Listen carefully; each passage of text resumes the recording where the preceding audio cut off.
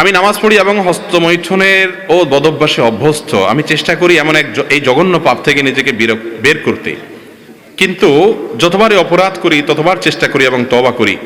শেখ দয়া করে বলবেন আমি কি নিজেকে কিভাবে এই পাপ থেকে বিরত রাখতে পারবো? ভাই, এই বিষয়ে এর আগেও বারবার বিভিন্ন যুবকরা বলেছেন। ওয়াল্লাহি, আল্লাহর কসম, আমার খুব ভালো লাগে যখন আমার যুবক ভাইরা এই সমস্ত প্রশ্ন করেন, যে প্রশ্নের মাধ্যমে তিনি ভালো পথে আসার জন্য ছটফট করতে থাকেন।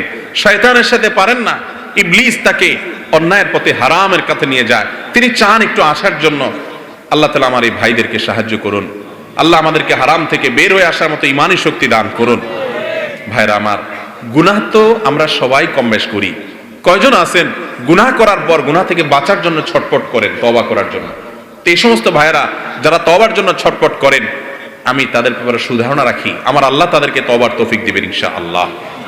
যারা পাপ করার পর, অপরাধ করার পর কোনো সেন্স নাই, কোনো হিতাহিত, কোনো ভালো মন্দ ধারণা নেই, অপরাধ বোধ নেই, অপরাধের অদৃশ্য দাহন তার ভিতরে হয় না, এই ব্যক্তি অপরাধ থেকে ছুটে আসা অনেক কঠিন হয়।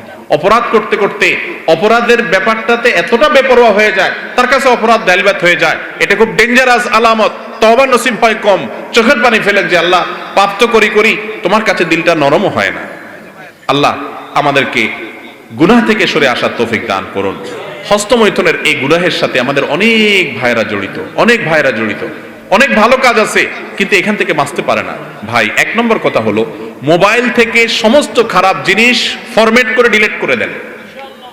যদি সৎসাহস না থাকে বা মনে হয় যে আবার মোবাইলে সেটা চলে আসবে, মোবাইলটা বিক্রি করে একটা বাটনওয়ালা মোবাইল নেন, যেখানে কিছু থাকবে না।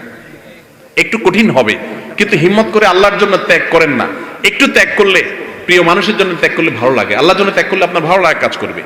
এর পাশাপাশি নির্জনতা অবলম্বন করবেন না। হস্তমৈথুন যারা এই বদভ্যাসে অভ্যস্ত হয়, নির্জন কক্ষে থাকলে তখন এই বদভ্যাসে অভ্যস্ত হয়। নির্জন থাকবেন না, বন্ধু বান্ধব, মুরব্বী এবং বাপ মা, ভাই বোন সবার মধ্যে থাকবেন।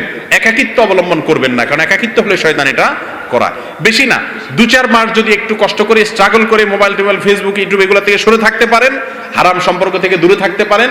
খারাপ জিনিস দেখলে মানুষ হস্তমৈথুনের দিকে বেশি যায়। যুবকরা খারাপ জিনিস যেন দেখতে না পারেন, সে রাস্তা বন্ধ করে ফেলেন।